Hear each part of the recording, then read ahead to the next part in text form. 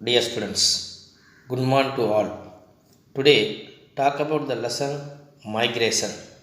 In this lesson, to understand the concept of migration, to learn about the extent of migration in India and Tamil Nadu, to analyze the factors underlying migration. Introduction. Concept of migration. In any settlement, village or town, change in population occurs due to birth, death, and migration. Of these three components of population change, birth and death is clearly identifiable events, while migration poses the maximum amount of problem with regards to its definition and measurement. As almost everyone keeps moving most of the time, it is not easy to define which of these moves have to be classified as migratory moves. In the census of India, migration is enumerated on two bases. First one, place of birth. Second one, place of residence. If the place of birth is different from the place of enumeration, known as lifetime migrant. Second one, place of residence. If the place of the last residence is different from the place of enumeration, known as migrant by place of last residence. Dear students, இந்திய மக்கள் தொகை கணக்கெடுப்பில் இடப்பெயர்வு இரண்டு அடிப்படையில் கணக்கிடுது. ஒன்று பிறப்பின் அடிப்படையில், செகண்ட் ஒன் வாழிடத்தின் அடிப்படையில். பிறப்பின் அடிப்படையில் கணக்கெடுப்பின் போது இருக்கும் இடமும் பிறந்த இடமும் வேறுபட்டிருந்தால் வாழ்நாள் இடப்பெயர்வு என்று அழைக்கப்படுகிறது. வாழிடத்தின் அடிப்படையில் கணக்கெடுப்பின் போது இருக்கும் இடமும் கடைசியாக வாழ்ந்த இடமும் வேறுபட்டிருந்தால் வாழிட அடிப்படையிலான இடப்பெயர்வு என அழைக்கப்படுகிறது. In Tamil Nadu, migrants account for 41% in rural areas and 35% in urban areas in 2011. The mobility of population in rural areas is greater than that in urban areas. Further, one usually associates mobility with males rather than females. However, an examination of data clearly indicates that the larger proportion of females are reported to be migrants compared to males. In the country as a whole, 53% are female migrants, while 23% are male migrants in 2011. In Tamil Nadu, the picture is very smaller, with more than half of the females, 52%, reporting their status as migrants by place of last residence and 35% are male migrants.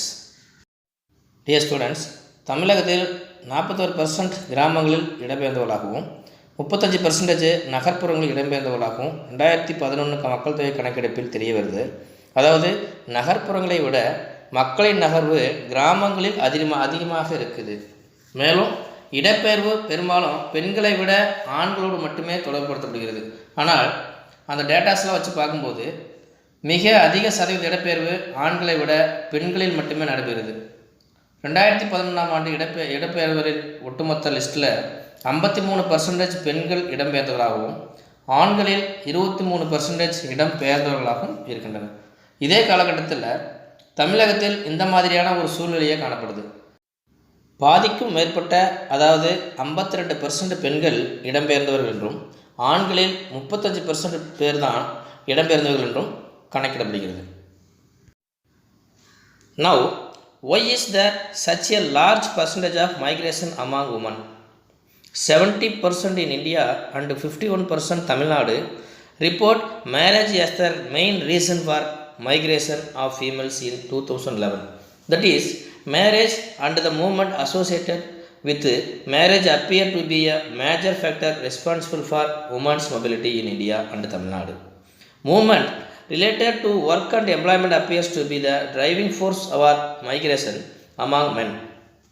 Of all the male migrants in India, 28% report work as the major reason for their migration in 2011.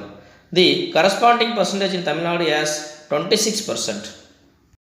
Dear students, பெண்களில் அதிக அளவிலான இடப்பெயர்வு காணப்படுவது ஏன்? இந்தியாவில் 70% பேர், தமிழ்நாட்டில் 51% பேர் அவரது இடப்பெயர்வுக்கு காரணமாக திருமணத்தை குறிப்பிடுகின்றனர் பெண்கள். இந்தியாவிலும் தமிழகத்திலும் திருமணம் திருமணம் சார்ந்த இடப்பெயர்வும் பெண்களுக்கு அதிக அளவிலான இடப்பெயர்வுக்கு முக்கிய காரணமாக விளங்குது. வேலையும் வேலைவாய்ப்பும் ஆண்களுக்கிடையில் இடப்பெயர்வுக்கான ஒரு முக்கிய காரணியாக விளங்குது. 2011 இந்தியாவில் ஆண்களில் 28% பேர், தமிழகத்தில் 26% பேர் இடப்பெயர்வுக்கான முக்கிய காரணம் அவங்க செய்யக்கூடிய வேலையை குறிப்பிடுகின்றனர். This study has made some interesting findings as discussed below.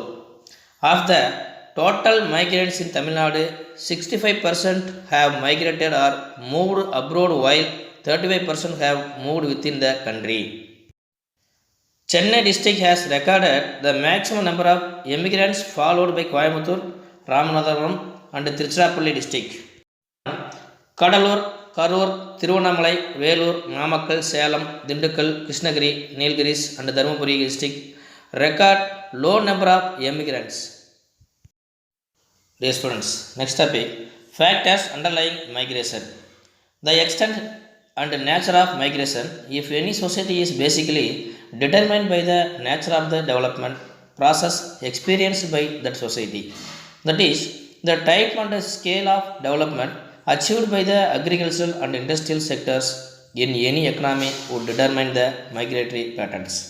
In India and Tamil Nadu, though the agriculture and industrial sectors have grown over the years, inequalities still exist in access and income distribution. Endemic poverty continues to be a major problem. Next topic, இடப்பெயர்தலுக்கான காரணிகள். ஒரு சமுதாயத்தில் ஏற்படக்கூடிய இடப்பெயர்வின் தன்மையானது அதன் அளவினை அச்சமுதாயம் அடைந்த வளர்ச்சியின் போக்கை கொண்டு தீர்மானிக்கப்படுகிறது. பொருளாதாரத்தில் விவசாயம் மற்றும் தொழில் துறைகளால் ஏற்படக்கூடிய வளர்ச்சியின் விகிதங்கள் மற்றும் அதன் அளவுகோலை கொண்டே இடப்பெயர் வடிவங்கள் நிர்ணயிக்கப்படுகின்றன. இந்தியாவிலும் தமிழ்நாட்டிலும் விவசாயம் மற்றும் தொழில்துறையில் கடந்த ஆண்டில் வளர்ச்சி ஏற்பட்டிருந்த போதிலும் இவ்வளர்ச்சியானது சொத்து மற்றும் வருமான பகிர்வில் உள்ள ஏற்றத்தாழ்வுகளை சமன் செய்யும் விதமாகத்தான் அமையவில்லை. மேலும் ஏழ்மை என்பது தொடர் சிக்கலாகத்தான் இருந்து வருகிறது. Further, especially there would be a tendency for migrants to converge on enclaves of growth either in urban areas or in rural areas. The pattern of migration is very complex, comprising of a number of streams. First point, rural to rural, rural to urban, urban to rural, urban to urban. Short, medium and long distance migration streams. Third one, long term stable migration and short term circulatory type of movement. Dear students, இடப்பெயர்தல் வடிவம் சிக்கலான பலதரப்பட்ட நகர்வுகளை உள்ளடக்கியது. இங்கே கிராமத்திலிருந்து கிராமத்திற்கு, கிராமத்திலிருந்து நகர்ப்புறம் நோக்கி, நகர்ப்புறத்திலிருந்து கிராமம் நோக்கி, நகர்ப்புறத்திலிருந்து நகரம் நோக்கி இடப்பெயர்வு. செகண்ட் ஒன், குறுகிய நடுத்தரமான மற்றும் நீண்ட தூர இடப்பெயர்தல் நகர்வுகள். நீண்டகால நிரந்தர இடப்பெயர்வு மற்றும் குறுகிய கால சுழற்சி முறையிலான நகர்வுகள் என்று இடம்பெயர்தலின் முக்கியத்துவம் பல்வேறுபட்ட சிக்கலை கொண்டது அப்படின்னு சொல்கிறாங்க. Each of these streams would consist of different types of migrants from different social classes, each with its own reason for migration. The extent and nature of these migrant streams would be essentially depend on first, pressures and aspiration experienced by people at the origin of migration. Second one, constraints imposed on mobility at the origin of migration. Third one, opportunities at the destination and availability of information regarding these opportunities. And the cost of migration. Dear students, இடப்பெயர்தலின் அளவு மற்றும் தன்மை ஆகியவை கீழ்கண்டவற்றை சார்ந்துள்ளது. First, இடப்பெயர்தல் துவங்கும் இடத்தில் மக்கள் அனுபவிக்கும் அழுத்தம் மற்றும் விருப்பங்கள். செகண்ட் ஒன், இடப்பெயர்தல் துவங்கும் இடத்தில் மக்களின் நகர்வு மீது திணிக்கப்படும் கட்டுப்பாடுகள். தேர்ட் ஒன், சேரும் இடத்தில் கிடைக்கக்கூடிய வாய்ப்புகள் மற்றும் அவை குறித்த தகவல்கள். லாஸ்ட் ஒன், குடியேற்ற செலவு. Dear students, last topic, migration policies. Policies to address the problem migration in developing countries like India essentially aim at the following. To reduce the volume of migration, as a large part of migration is a reflection of poverty and insecurity faced by large sections of the rural people. The focus of intervention has to be in rural areas. Rural development policies to reduce poverty and insecurity would be essential to reduce the rate of migration. 2. Redirect the migrant streams.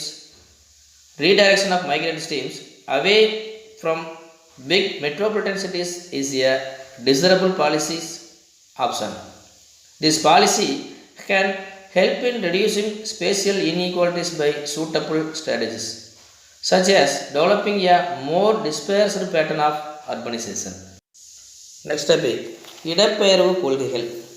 India போன்ற வளர்ந்த ஒரு நாடுகளில் இடப்பெயர்தல் சார்ந்த பிரச்சனைகளை எதிர்கொள்வதற்கான கொள்கைகளை உருவாக்கும் அடிப்படைகள். ஃபஸ்ட்டு, இடப்பெயர்தலின் அளவை குறைப்பதற்கான வழி. செகண்ட் ஒன், இடப்பெயர்ந்து நகர்தலை திசை திருப்புதல். ஃபஸ்ட்டு, அதிக அளவிலான இடப்பெயர்தல் கிராமப்புறத்தில் காணப்படும் வறுமை மற்றும் பாதுகாப்பற்ற தன்மையினை பிரதிபலிக்கிறது. எனவே கிராமங்களின் மீது தலையீட்டின் கவனம் இருத்தல் வேண்டும். ஏழ்மை மற்றும் பாதுகாப்பற்ற தன்மையை குறைக்கும் விதமான கிராம வளர்ச்சி திட்டங்கள் அதிக அளவிலான இடப்பெயர்தலை குறைப்பதற்கு உதவியாக அமையும். செகண்ட் பாயிண்ட், இடம்பெயர்ந்து நகரத்தை நோக்கி திசை திருப்புதல். பெருநகரங்கள் நோக்கி குவியும் இடம்பெயர்தலை திசை மாற்றி அமைத்திடும் கொள்கைகள் விரும்பத்தக்க கொள்கை முடிவில் ஆகும். நிலப்பரப்பு சார்ந்த குடிபெயர்தலால் ஏற்படும் ஏற்றத்தாழ்வுகளை குறைப்பதற்கு நகர்ப்புறங்களை பரவலாக்கும் வடிவமைப்புகள் பொருத்தமான உத்திகளை அமைகின்றன.